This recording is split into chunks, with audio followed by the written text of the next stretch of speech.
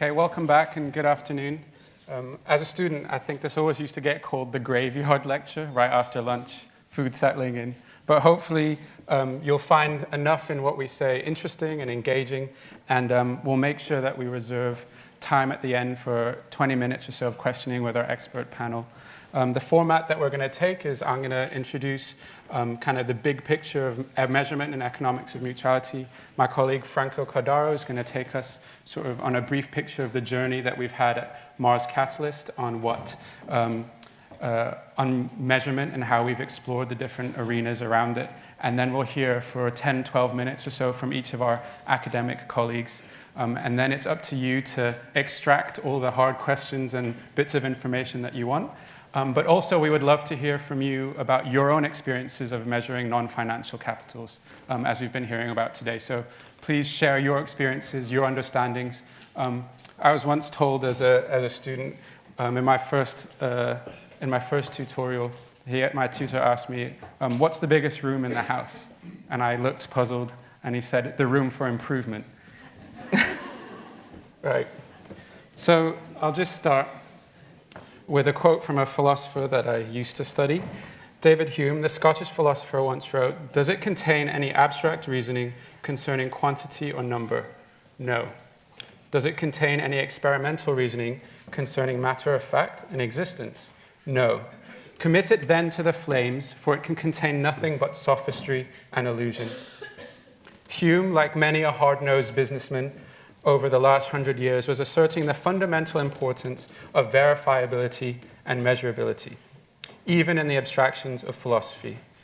If a claim is made without some form of measurable, verifiable method or fact, then it can't be trusted, and in Hume's words, we cast it to the flames. Ironically, of course, his own statement is not one supported by his own measures of verifiability. In fact, I might say that it's a dictionary definition of sophistry.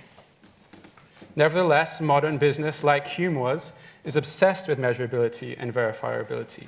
As the saying goes, and as Bruno said in French, and I'll say in English, in business, you only manage what you measure.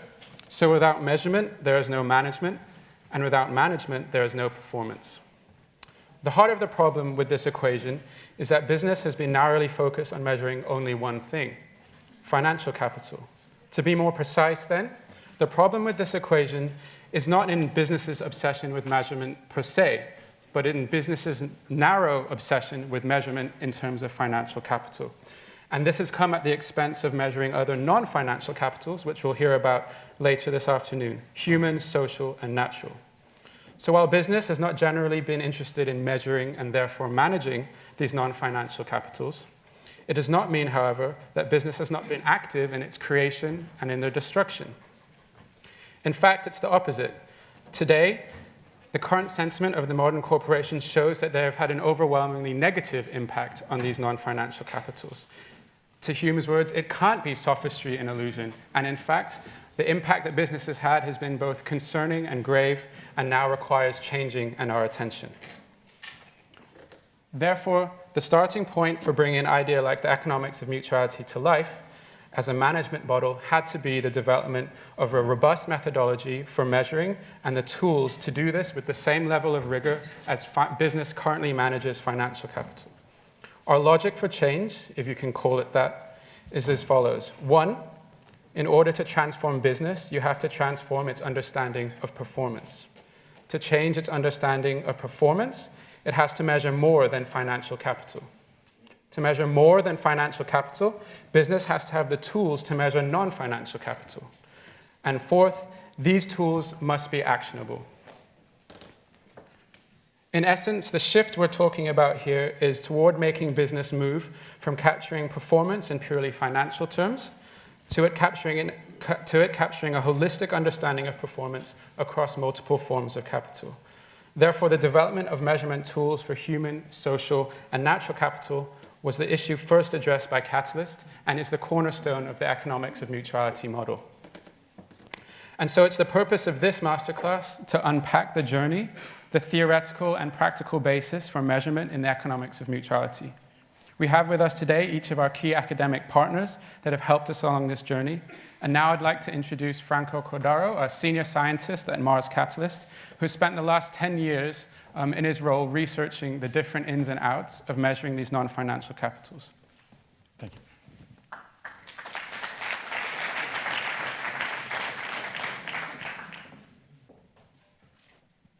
Thank you, Alastair.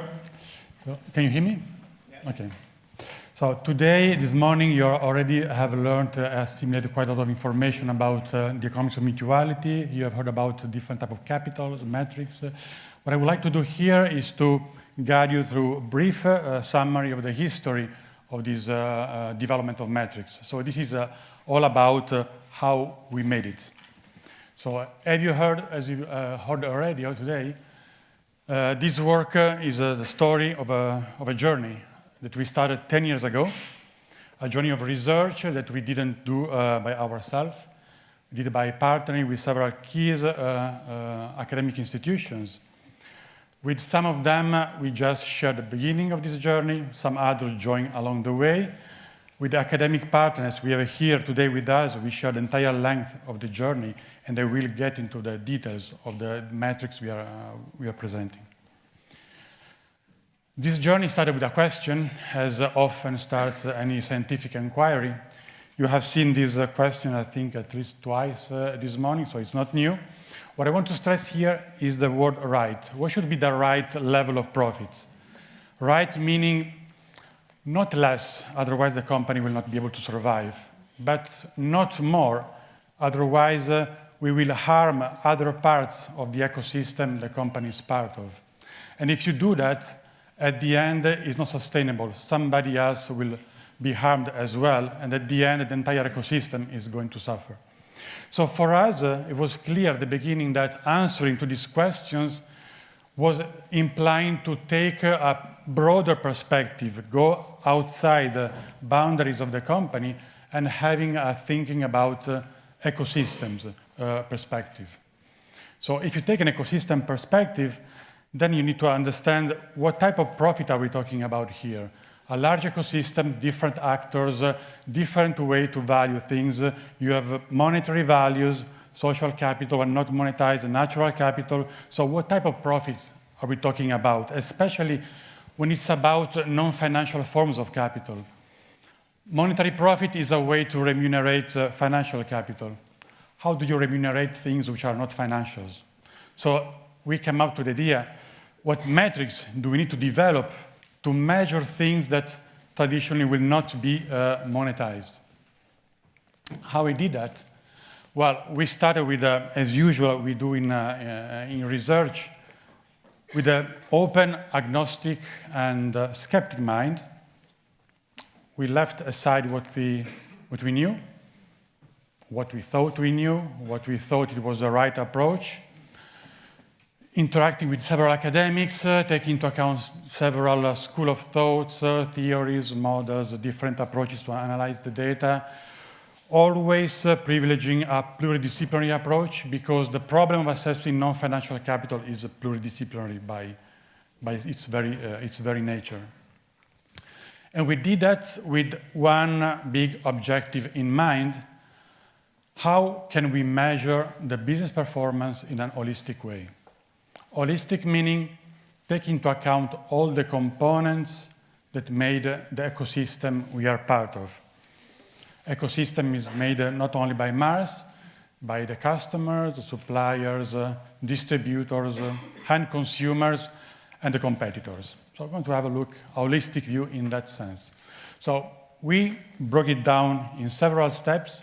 One thing we want to look at first is, let's see what happens in our ecosystem. What are the negative externalities that we are producing? And how we can start, by doing due diligence work, start to internalize these negative externalities. Colin Meyer this morning mentioned the idea of redefining profits, talking about sustainable or fair profits, call it as you want. So how we should do that? Well, first, by understand how to measure different forms of capitals in order to understand what are the externalities, negative externalities we are producing, and how we can internalize them, how we can take into account the cost of replenishment, of the maintenance of the capital that we are using and are part of our ecosystem. This is good, but it's not enough. This is what I consider due diligence work. You just clean out the mess you have produced. If you want to be more mutual, we should go beyond just cleaning negative externalities, but produce something that I cannot show, okay. But produce positive externalities. So not only cleaning out the negative stuff, but producing something more. Learn about how to remunerate things beyond financial capital. So natural, social, and human capital. What we want to create is a way to assess mutual benefits within our ecosystem. So if the first one, we call it sustainable profits, this one will be mutual profits, because we are learning how to remunerate other forms of capital. Once we do that, what is the next step? The next step, as Alastair said in his introduction, you can manage only what you can measure. So if we want to manage these externalities, we need to have a measurement. If we want to measure externalities, we need to have the appropriate mutuality metrics. We have to learn how to do that, how to measure, how to remunerate each capital according to its own type. There is a challenge here. And for all the people who, like me, come from academia and then in the business and try to interact with academia to do research, there is always a tension. On one side, we want to be scientifically sound, rigorous, and take into account all the complexity of the problem we are studying. But on the other hand, we have to manage the expectation from a more pragmatic perspective in the business, producing something that is usable. Our end user is the business. So this tension requires a trade-off. You have to simplify things in order to make it understandable. Bearing in mind that, that's one quote I like, there is a limit to the extent you can reduce complexity and simplify without losing the meaning of what you are doing. So it's true, they ask us to make things simple, but not simpler. This is one aspect. On the other hand, if you are not able to make it simple enough to make it understandable by the end user, there is a chance that yourself you are not really understanding completely what you are doing, which is a challenge for our speakers probably today afterwards. So how we can manage this tension? On one side, we want things simple, meaningful, covering what the business is expecting. And on the other side, we want to be scientifically sound and rigorous. We have three ideas, which is not really new, but is good to bear it in mind. First of all, being parsimonious in the way we do our research. We start our work by considering large data sets, messy data, complex surveys. What we want to obtain from there is filter out the relevant information and be able to condense in the smallest number of variables all the information, the most information we can gather through the data we have collected on the field. Once you've done that, it's not the end of the story, because what you want to guarantee is that your findings can be general enough and generalizable enough to be applied to several other contexts within our ecosystem, but also to other ecosystems, and be able to monitor through time. This means being stable. And for business purposes, stability implies scalability of the approach. A third point, once you have a model which you think is stable and parsimonious, it has to pass a third test. It has to be useful for something. We're talking about economic models here. So what we want to have is a model and variables we use as metrics who have proved to be related somewhat to economic performance. In the agricultural case, we talk about agricultural productivity or business performance in case of the entrepreneurs.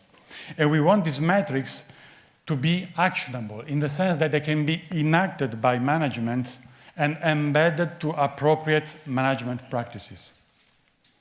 So at the end, if all these three conditions are fulfilled, what you want to obtain at the end is like an orchestra, all these metrics playing together on a common single bottom line.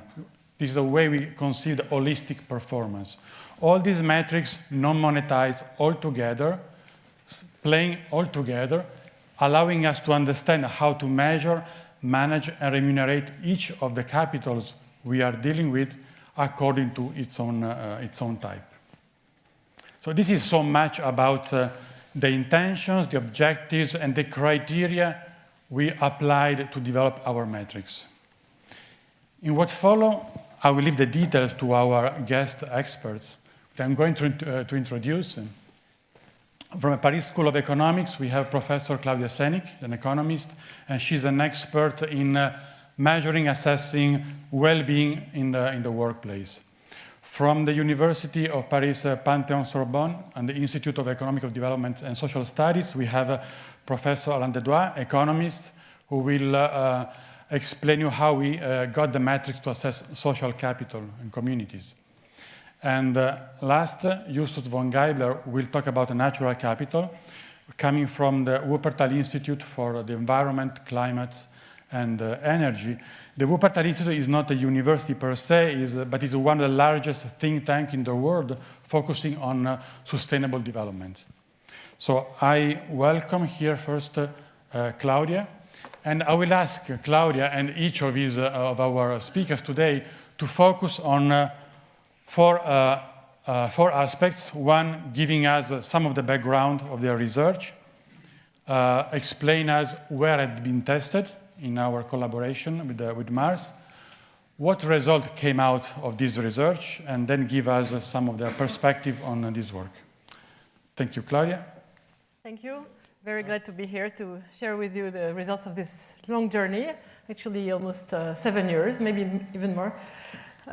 So it started with the idea to find the metrics to measure job well-being at work, job satisfaction and engagement. We know, first of all, per se, but also because we know that job satisfaction and well-being at work makes workers more productive, better, more creative, more risk-taking, and also brings less sickness days, turnover, absenteeism, etc. So there is a large research trend now has been developing at a very accelerating pace about subjective well-being and happiness, and for what interests us today, well-being at work. So there's a large literature trying to look at the unconventional sources of well-being at work, not the conventional ones, the ones that are written in the work contract, like job, work duration, wage, or location of work, but some more procedural sources of well-being at work. Not what we do or how much, but how, the procedural, the way we do it. And these include a lot of drivers of well-being at work. Some of them are individual-centered, they concern only the worker. Some are related to the group, the way things happen in the group. And so we looked at all these, well, not all, but as many as possible of these potential drivers. We tested them, and then we elicited the most powerful and relevant ones in the context of Mars. So first, we started with what we had, and I must say it's a gold mine, especially for a researcher who is used to having access to representative surveys of the population. Here, we have surveys of people who work together, interact together every day, and so we can really observe for the first time this kind of social interactions that we're interested in. So we use the human resource data on the one hand, so we know everything about people, the basic demographics, the job characteristics, and we follow workers over time, since the first time they entered the firm until they leave.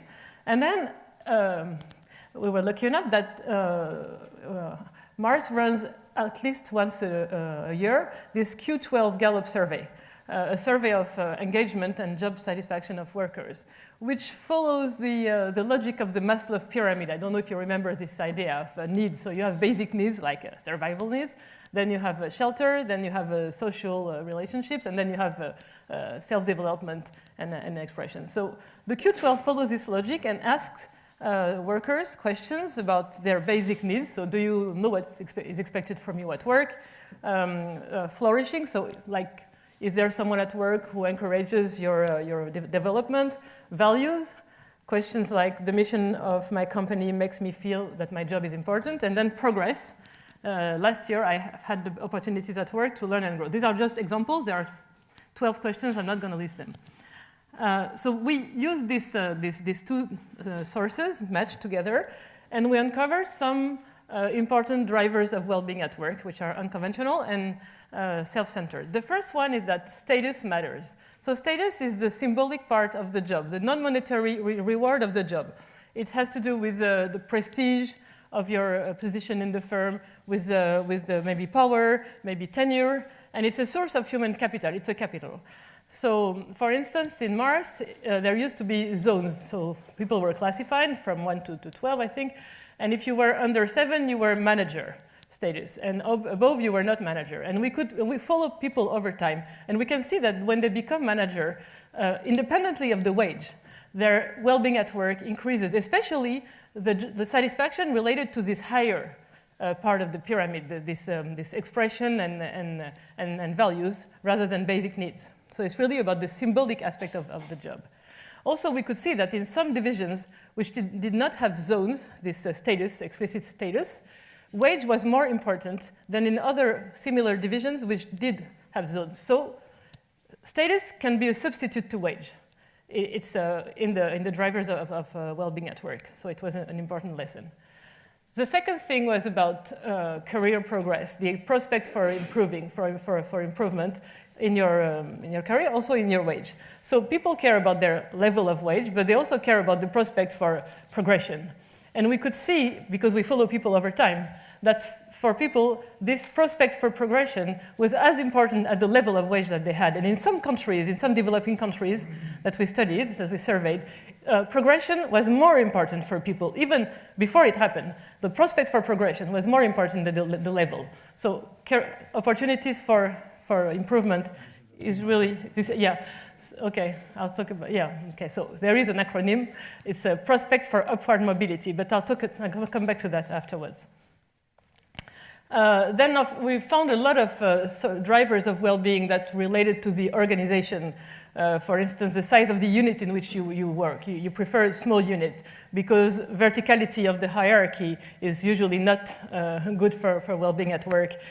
We found that there was a strong line manager effect, meaning that people change, line managers change groups, so the matching changes over time, and we follow people. So we can really see that the personality and even well-being of line managers themselves influences the well-being of their respondents. So this has to be taken care of, paid attention to. And also performance feedback is important. So some things that are related to the organization. And then beyond that, we ran our own surveys in order to explore other ideas. So we ran surveys in chocolate and wrigley divisions in China, in Kenya, in many countries, many geographies. And we found, among the things that appeared to be really important, of primary importance, first, trust and social capital. So social capital is about the integration, the quantity and the quality of social relations that you have on your job place.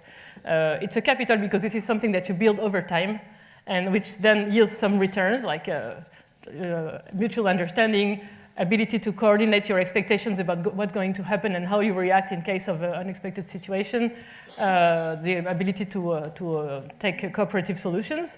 So trust is really key to social capital. So how do you measure this? You can ask questions. How much do you trust your coworkers or your manager? You can ask questions about how do you ever meet socially outside the firm with your coworkers? And you can also ask the wallet question. How likely would it be that if you lost your wallet within the firm, somebody would return it and you would find it back? So this is a classic measure of trust. And this turned out to be highly correlated with well-being at work.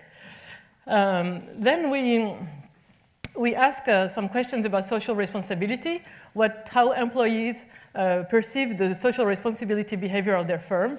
And this was also very highly correlated. And then this POOM. So within firms, usually economists or social scientists tend to think that the distribution of wages within a firm or within a unit is important. And usually, the more unequal it is, the less happy people will be. there is this hypothesis in the world that people dislike inequality. Maybe because if you are at the bottom of the distribution, you are frustrated, you have relative deprivation, maybe just you don't like inequality per se, so usually it's a bad. But in the wage distribution, sometimes, depending on your prospects for upward mobility, you can also see this distribution, this inequality, as a ladder that you can climb. So you can also interpret it as a signal of some future prospects.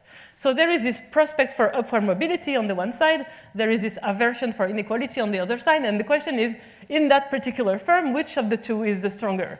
So we analyzed and surveyed people about that. We asked them to do choice experiments. So imagine you have two units and the wages are this way or that way, which one would you prefer?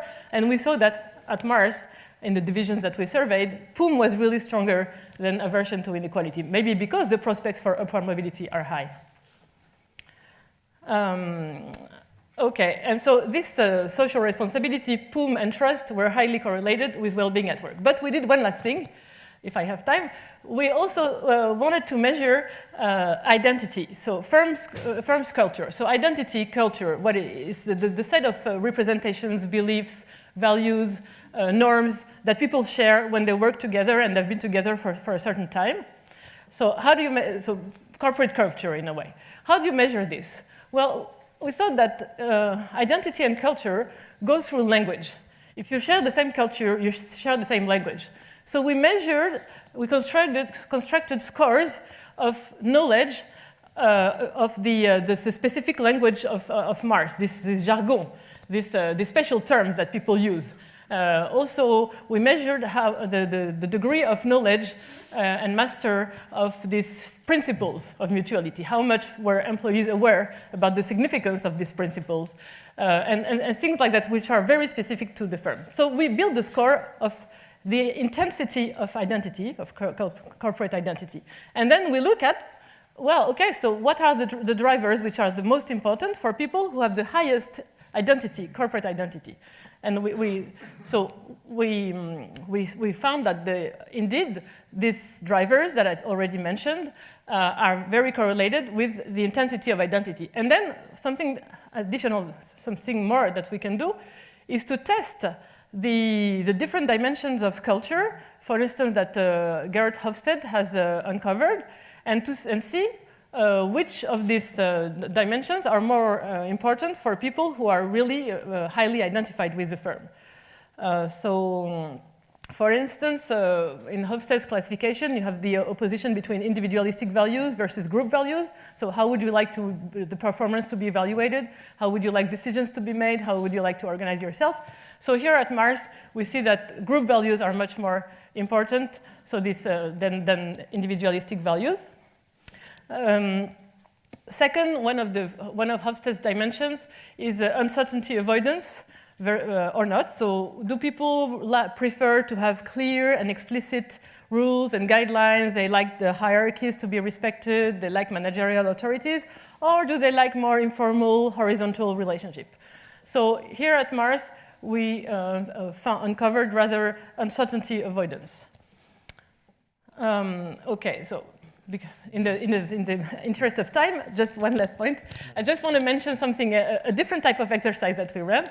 So we already mentioned this, this was already mentioned this morning. It was MAWA. So MAWA was a route to market program led in Kenya.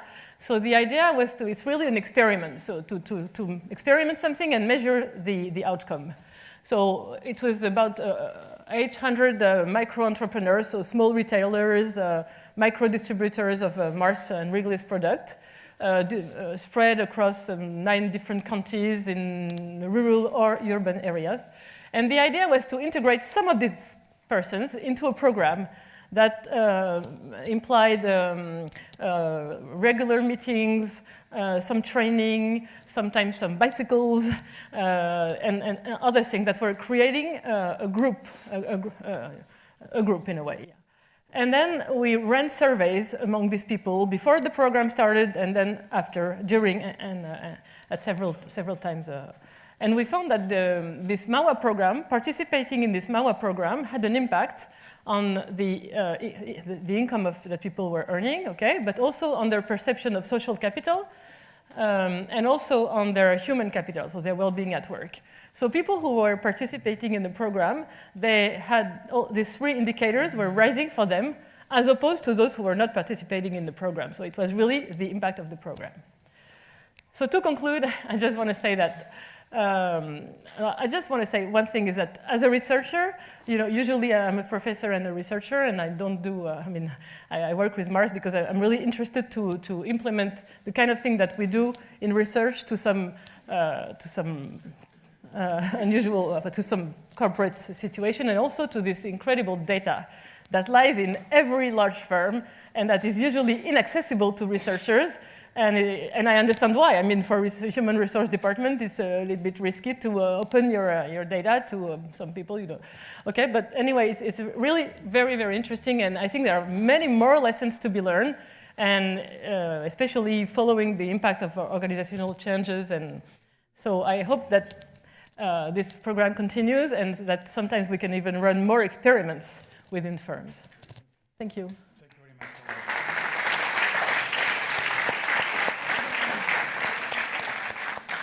So we can continue. We'd like to invite Professor Alain Desdoigts from the University of Paris-Sorbonne. He will guide us through the development of the metrics on social capital, with focus on agricultural communities and a little bit of the retail communities as well. So here we are. So like the others, Alain, can you please just give us a background of the theory on social capital and motivations? Okay. Good afternoon, everybody. Thank you for inviting me for this presentation. And I'm very happy after 6 or 7 years of hard work with a Catalyst team to present very briefly, unfortunately, a lot of work and results that we've got and we've been collecting in very different geographies under the tropics. So the first thing, so Claudia told us and talked to us about social capital within Mars. But Mars is also involved with partnerships, mainly providing their raw materials. They sell chocolate, so they need cocoa. They sell coffee, so they need cocoa. And they sell, chewing gum, so they need street vendors. All these are among the most vulnerable people in the world. So this is important that, indeed, these partners are very important. And what is more important is that they face market imperfections. What I mean by market imperfections is basically that these imperfections in the communities that we have been studying are more the rule than the exceptions. Market imperfections in terms of credit markets, in terms of input markets like fertilizers, herbicides for cocoa and coffee farmers, and therefore we started with a premise that it becomes critical to recognize the importance of a social context in which the socioeconomic activity is taking place. And when I'm talking about the social context, obviously in these communities within the tropics, basically we mean customs, norms, habits, informality, and all these kinds of things that markets do not care about. So basically, there is, in this work stream about social capital and business, there is a paradigm shift from the Homo economicus to the citizen. The citizen comes back at the front of our analysis. So this is for the motivation. Then next, just quick words about the background. So social capital started, we started, Saint Thomas d'Aquin or Aristotle were already mentioning concept like social capital, even if they did not mention social capital per se. But basically it started in the French school of a sociologist at the beginning of the 20th century with a sociologist that maybe you may know, who is Marcel Mauss, and his essays on the gift. And maybe a most popular French sociologist is Pierre Bourdieu, where Pierre Bourdieu distinguished between three forms of capital. Three forms of capital with the economic capital, the cultural capital that has been already mentioned this morning by Bruno, and the social capital. Basically, we refer here to the notion of networks. This is what we refer to the structural dimension of social capital. Then there is something that we might call the American school of social capital, with sociologists like, and politicians like James Coleman or Francis Fukuyama and Putnam. Some of his work may be known to you. You know, where basically they stress and emphasize the importance of obligations, of expectations, as Claudia told us already 10 minutes ago. Information flows is very important within the network, and norms accompanied by sanctions are very important too. So basically, when we talk about social capital, we talk about a set of informal values or norms which are shared among members of a group, which permits them, which enables them to cooperate. And when we talk about trust, we see trust as an actor, as a lubricant, which allows groups to run more efficiently. So basically there is something and some keywords which are very important as well for Putnam and Granovetter, another sociologist in the 70s and 80s, which stress the importance of bonding versus bridging, or the importance of weak ties versus strong ties. I will come back to this because to distinguish between the weak and the strong ties and to distinguish between bridging and bonding is very important in terms of the way and the efficiency with which information flows among members of a group or among members of the same network. When you belong to a network, you can use this network without preventing anybody to use the same network if he is a member himself of this network. But the point of a network is that you can exclude people from belonging to the network. So social capital is neither a private good, nor it is a public good. This is more like a club good, something which is very important to have in mind when we think about social capital and the way it might be efficient in performing and in better performing within communities we will analyze and study deeply later on.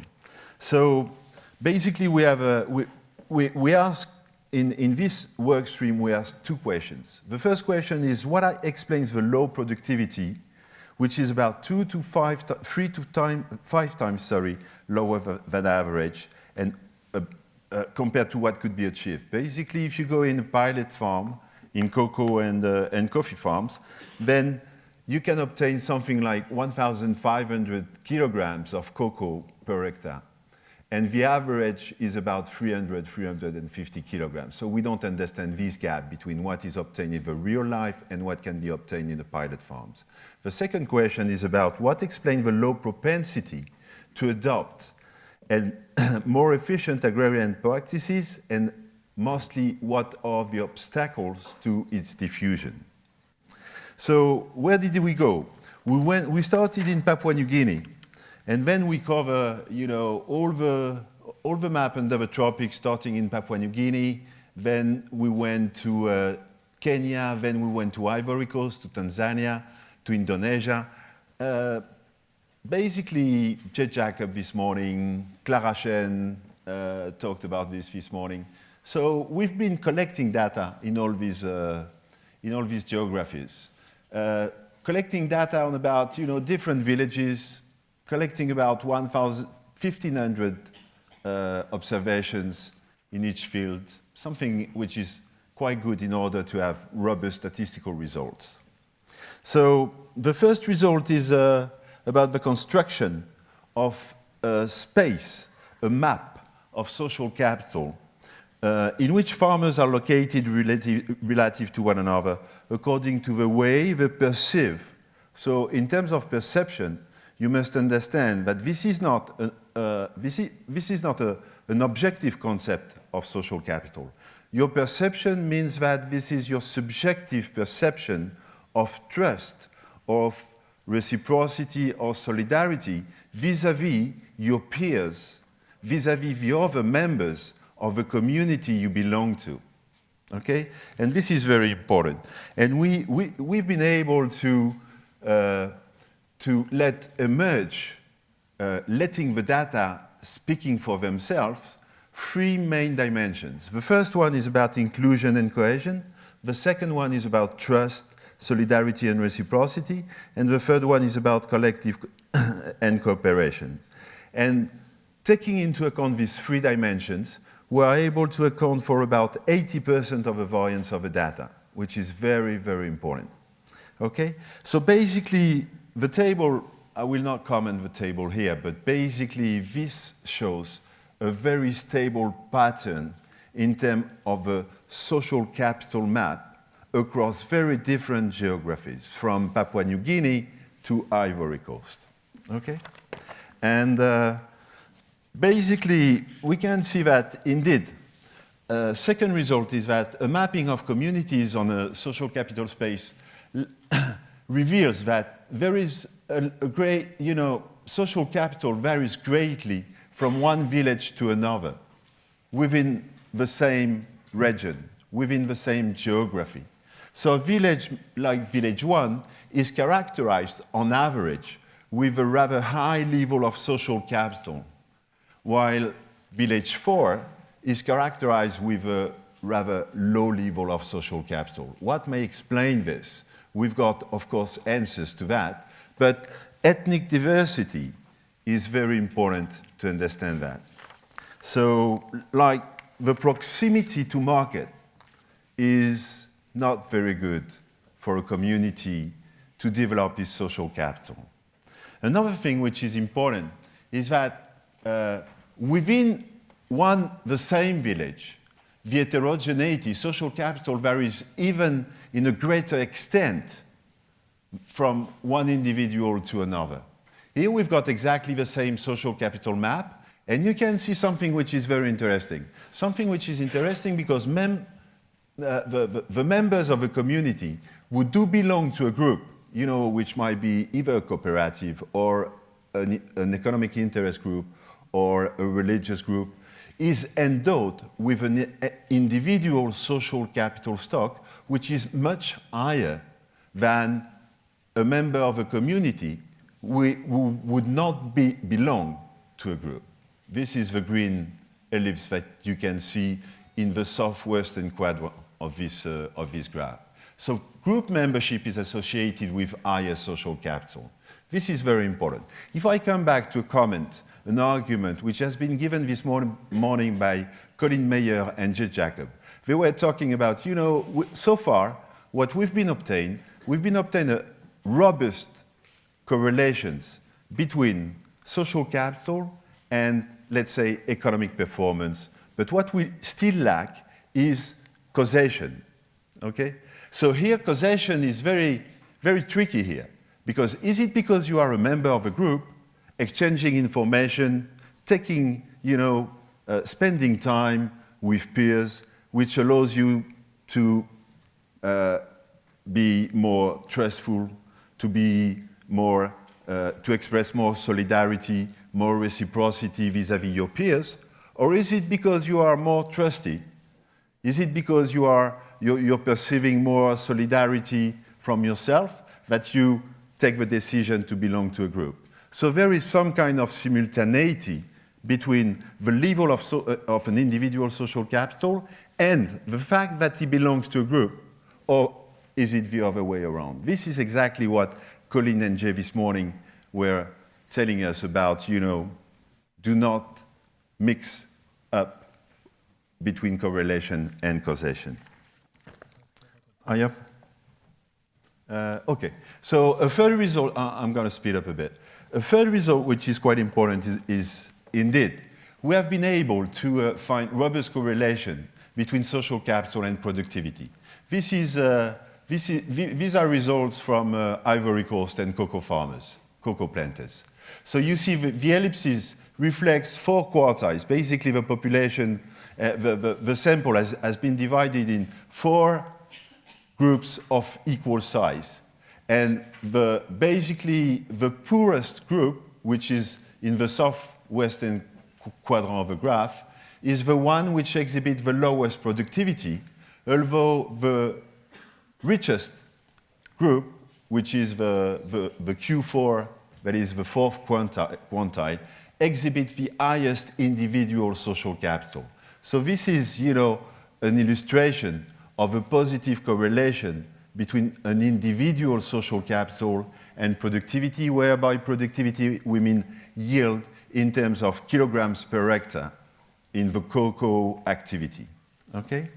A third result is about the adoption of agronomic practices. Social capital is very important as well, always in terms of correlation, in the sense that it increases the likelihood to revise, for a farmer, for a smallholder, to revise his agronomic practices.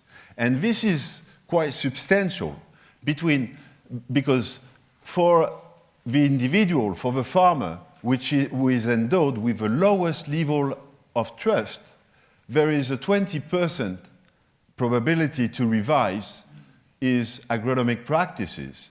The probability to modify agronomic practices more than doubles for the individual within the same community to revise his agronomic practices, which is very important as well, which is substantial, more than double the probability to adjust, to adopt the good agronomic practices. That is, when I mean the good agronomic practices, I mean the most efficient agronomic practices. So social capital is important because, of course, if you go in the tropics, you must know something which is very important, which is between 50 and 70% of the population is involved in agriculture. And agriculture is about between 30% and 60% of GDP. So if there is stagnation in the primary sector, then structural change will never happen as it happened with the first and the second revolution in the Western economies. So this is very important to have this micro view to project ourselves into a development, into a long-run perspective of economic development. Last information very quickly.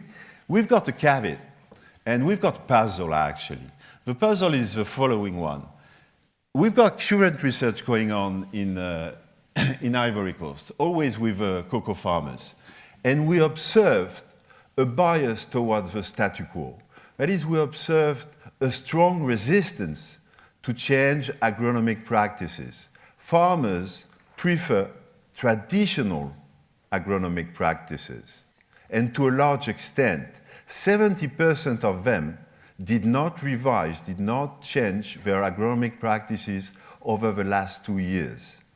So this is something which is which must be related to an hypothesis from an economist called Herbert Simon, which used the word satisficing. Basically, satisficing means that you are both satisfied and that basically what you've got suffices.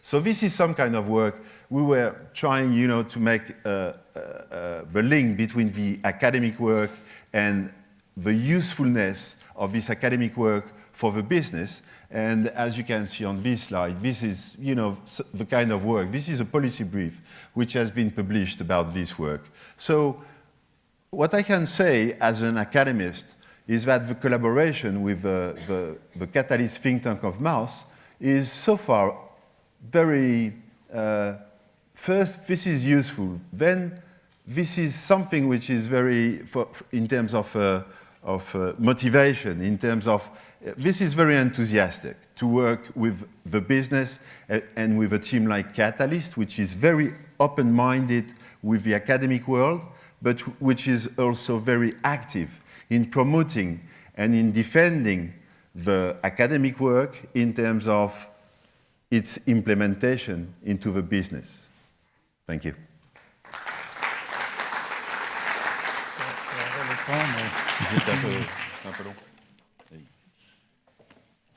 Thank you, Alain. So I would like to invite Justus von Geibler from the Wuppertal Institute.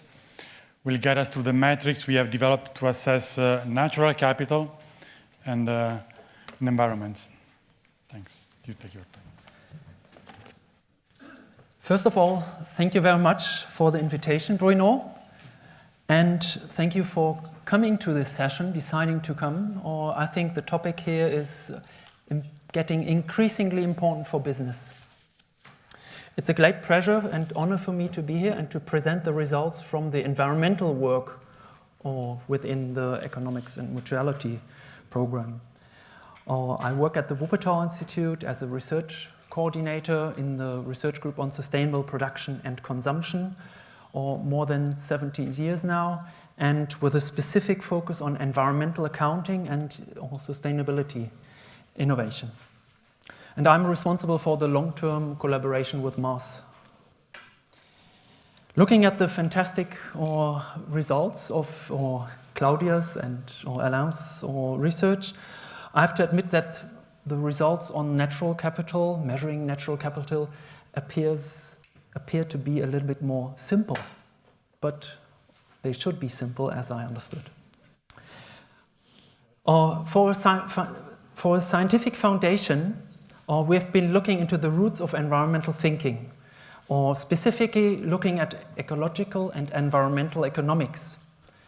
And the term natural capital appeared within this trend, actually firstly named by Fritz Schumacher, and the students here can be very proud of that because he was a scholar from Oxford University. And I can be proud because he was German. But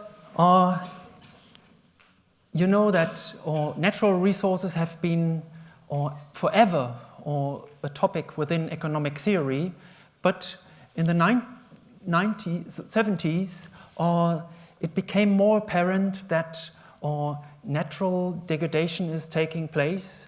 The oil crisis made it apparent, and neoclassical economists have started to think about the scarcity of resources and created this new trend of strand of literature or school of thought on ecological economics, where actually the saving natural resources became an economic problem.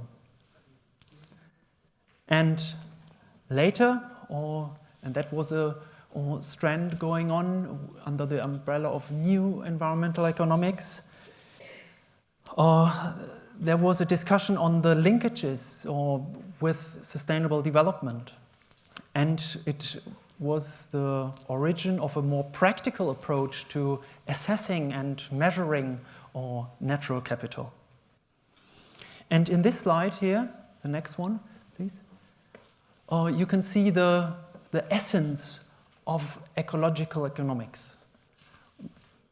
We don't live anymore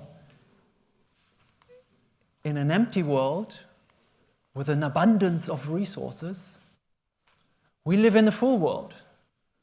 We have 7.5 billion people on the earth, and there will be 2 billion more 2050.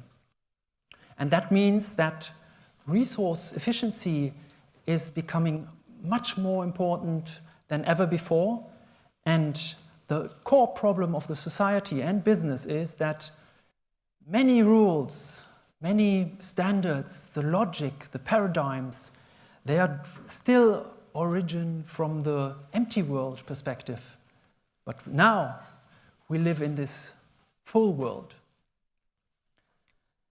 And this means that natural resources are essential for generating welfare and, sorry Claudia, sorry, or Alain, without natural capital, there's no social capital, no human capital. So it is essential to protect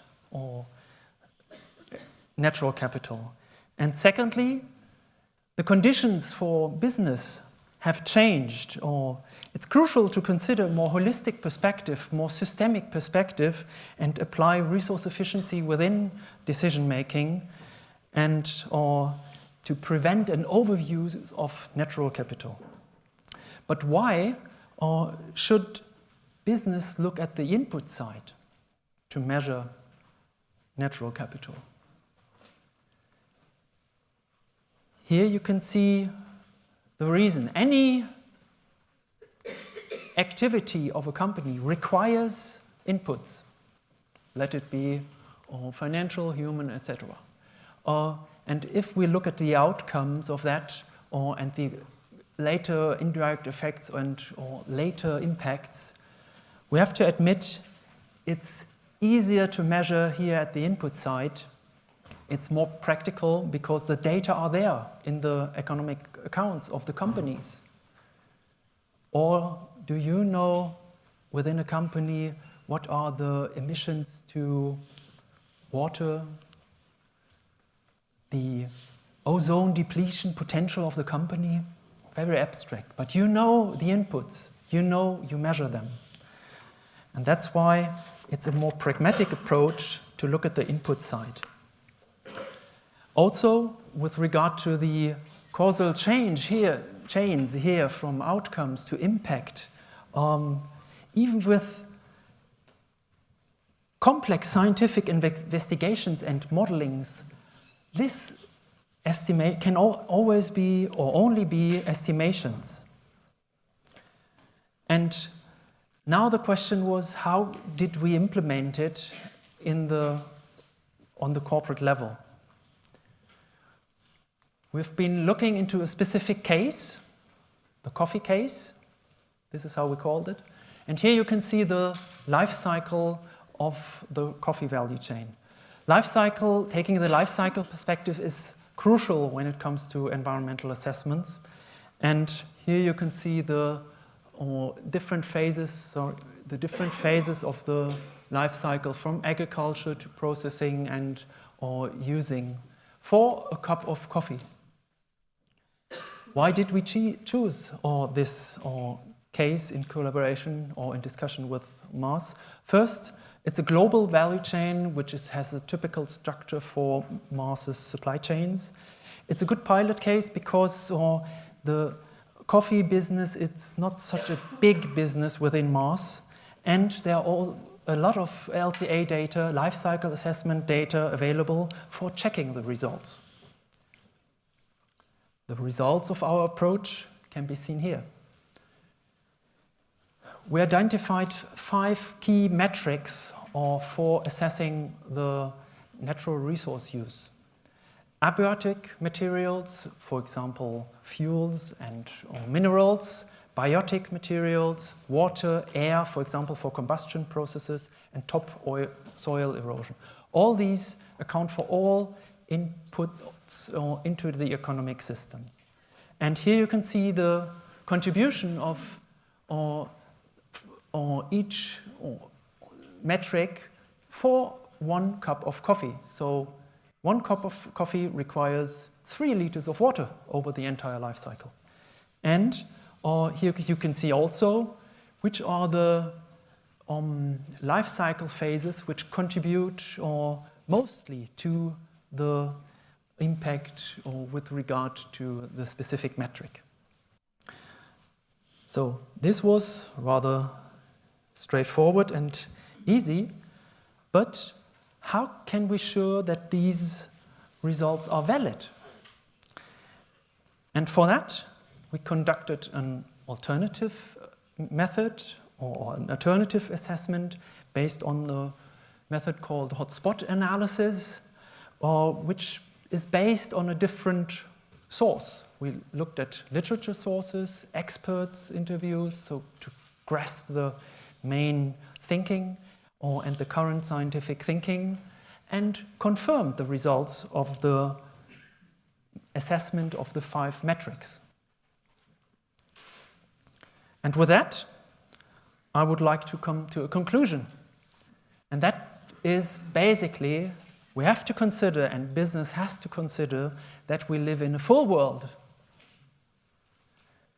And that means we need to consider the ecosystem's perspective and the need for dematerialization.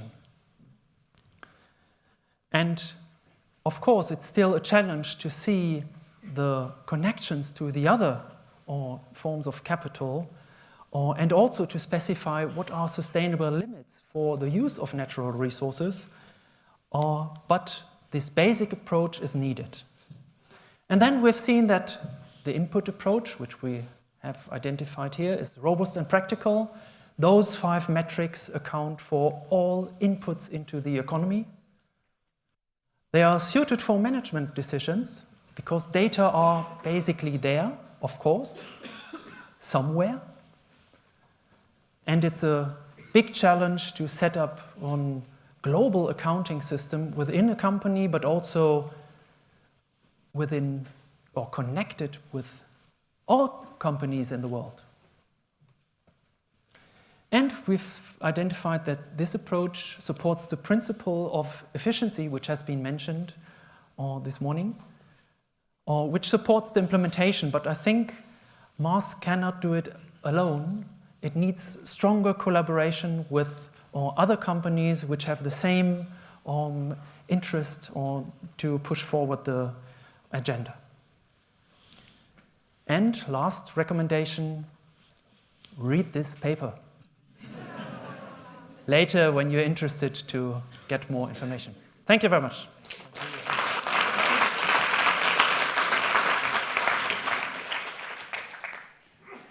So this concludes the expert interventions. I just have a couple of words to close before we shift to the question and the answers.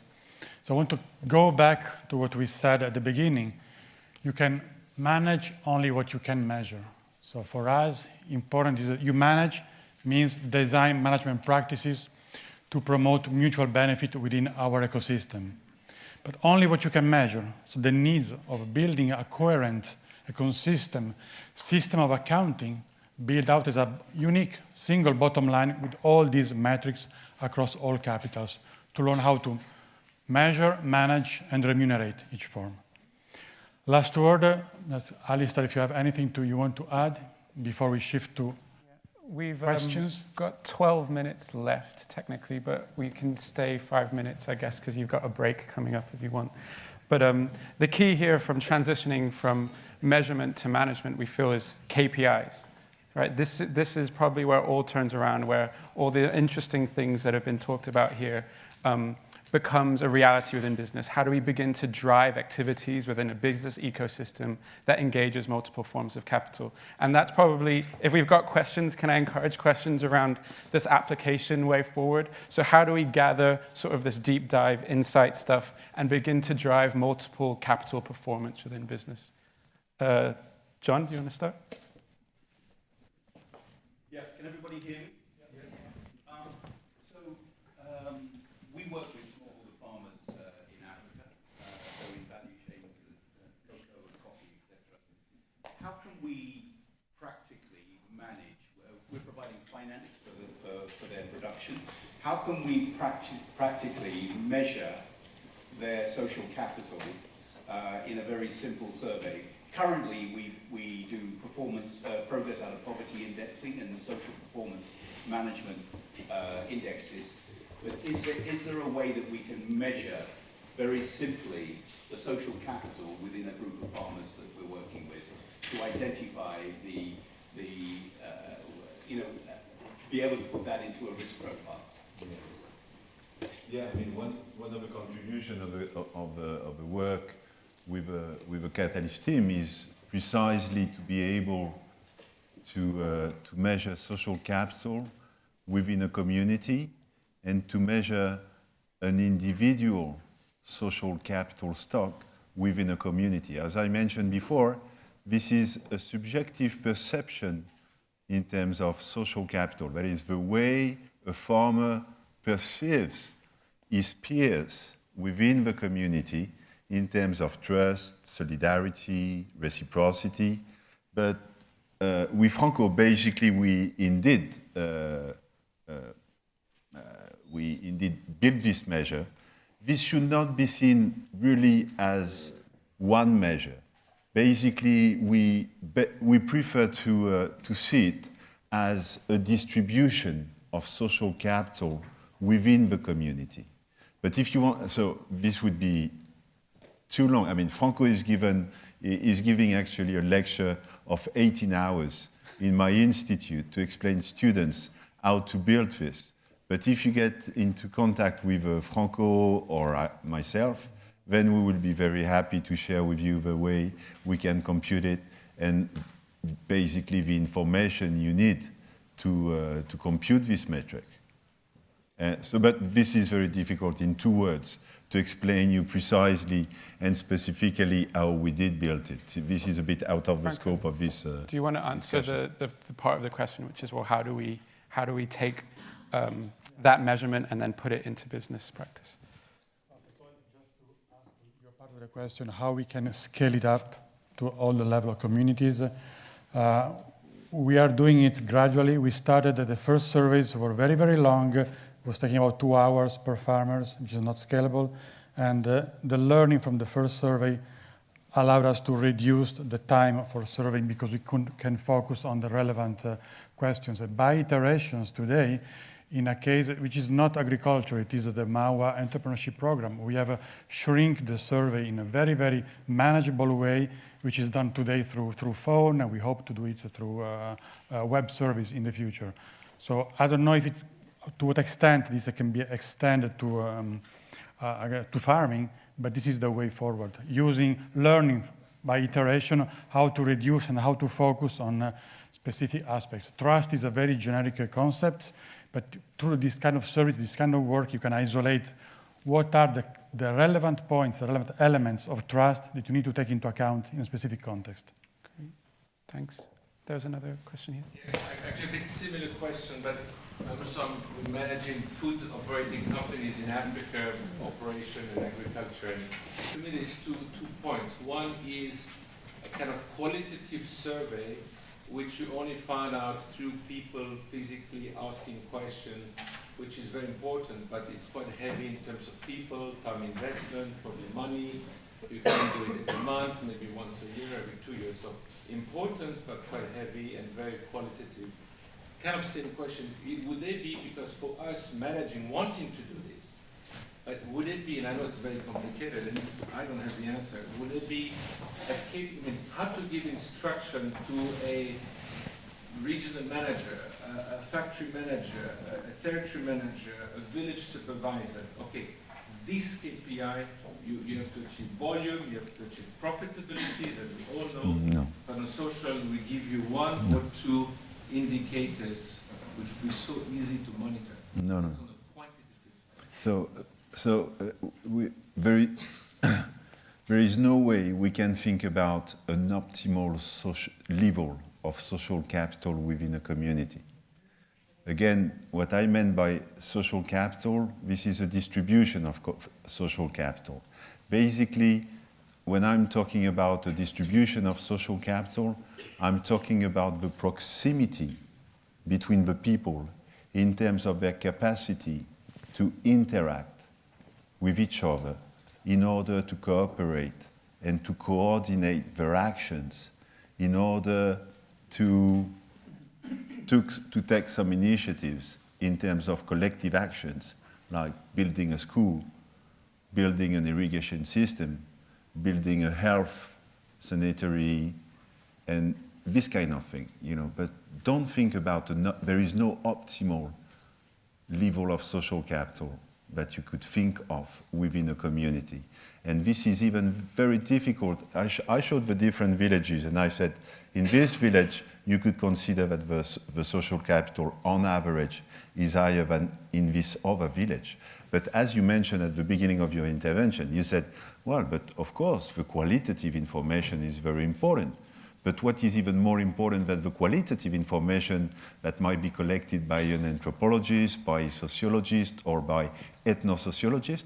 What is it? This is the context.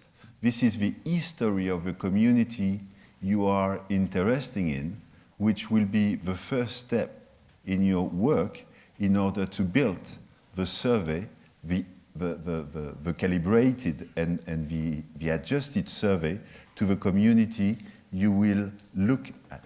So basically what we've been doing all over the geographies is that we've been doing, and this is something I did not mention in my presentation, we've been working in collaboration. I am an economist. We've been working with statisticians, which were specialists in collecting the data on the field, and they were local institutions, universities or research centers, academic, basically, institutions.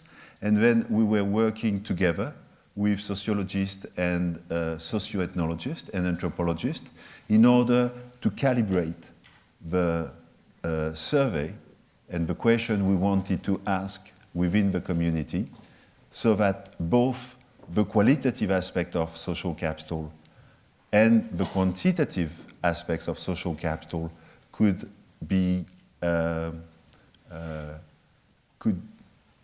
made in a nice linear combination so that indeed the quantitative measures is compatible, is relevant, fits with what we are able to observe as an anthropologist on the field. So this is some kind of, collaboration between different disciplines in the social sciences. But most of the results we've been presenting are the quantitative results, but the quantitative results without a deep qualitative analysis is of no help, because if you don't know the context, then of course the quantitative data that you get and the result that you get, you can't interpret them. You can't do anything with them. So you have to know the context, and the context is given by your knowledge of how the socio-economic system, the social context, is built within the community. And this is why intervening on social capital within a community Alain, might be very intrusive. Did you want to comment quickly, Franco? I just want to point out that the work we did was based on quantitative data. You were mentioning qualitative surveys, so it is based on quantitative data, just to point out. Right?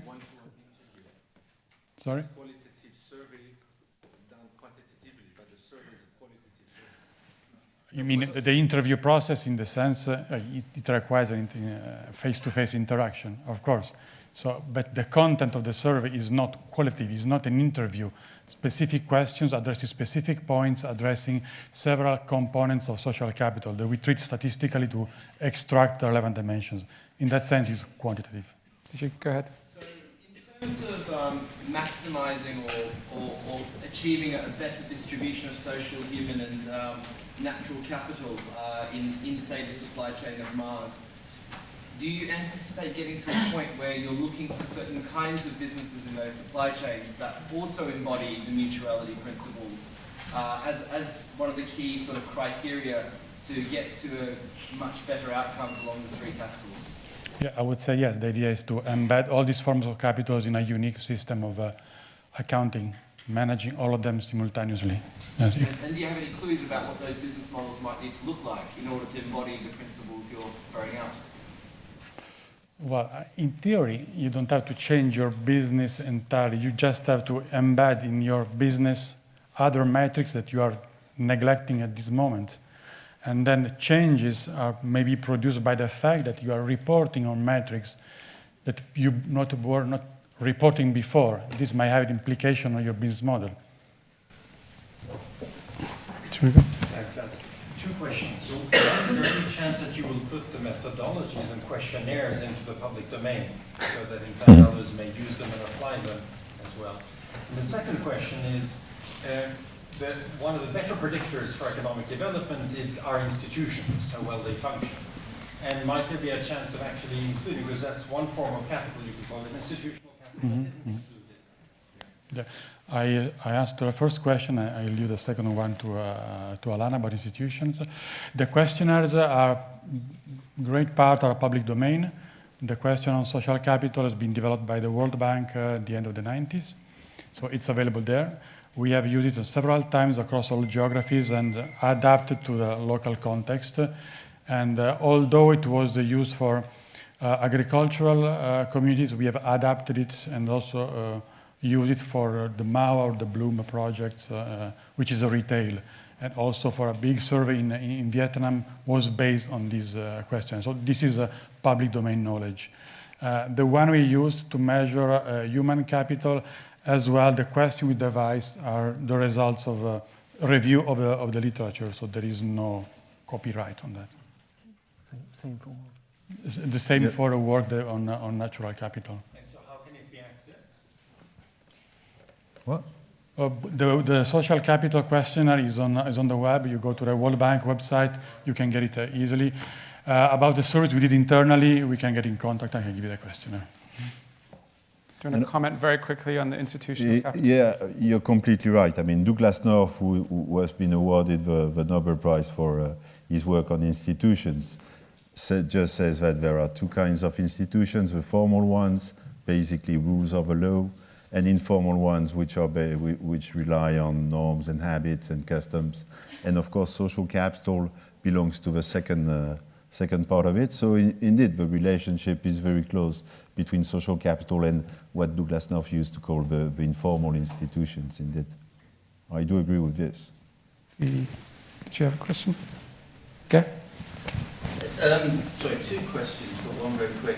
First is, in this session you talked about the dichotomy between, in order to manage something, you've got to measure it, and we've heard that several times over the course of the day. I just wondered if you've done any research to actually test that hypothesis. Because I think most of our lives we manage things very well without measuring things. The second question is, you talk about something that you're looking for that is holistic performance. And so you need to measure in order to get that performance. What you're actually describing, though, are within the capitals, are two very different types of performance. There is one which is very suited to financial capital, but it's also suited to, say, human capital and probably social capital. I'm not so sure about that. Where there isn't a right answer, as you say, there isn't this right balance of social capital. So all you're doing is really measuring progress and retreat. On natural capital, particularly if you are talking about climate change, there is a right and wrong answer. It is absolutely important to know what the right level of emissions are that a company like Mars or Dell or any other can afford to emit that prevents us from sailing past 1.52 degrees thing. It's a very, very different performance target. Do you know what the right answer is and what you're aiming to manage through that measure? Your last argument forgets something which is very important, which is innovation. Innovation is very important so that the dynamics of the way we see the environmental issue might be very different according to the innovation we are able, like solar energy, which is something which will be replacing oil or coal or whatever. Measurement. Might be, just one kind of innovation which push forward the limits of the environmental issue. So basically there is some kind of, not competition, but there is a course. I don't know the word in English. Between Claudia, do you want to environment just and want to say innovation. something quickly, 1 minute, and then we're actually up for time. Go ahead. Sorry. On measurement, so if we weren't measuring anything, you could be right that we could manage without measuring. But if you are measuring something and you are not measuring something else, then nobody is going to care about that something else because people are driven by incentives. So if something is formal, I can care about your kids without knowing how tall they are. Yeah. Okay. I think we're comparing different scenarios. So that's all the time we have for now, unfortunately. Could we just give a round of applause for our academic? Thank you, guys.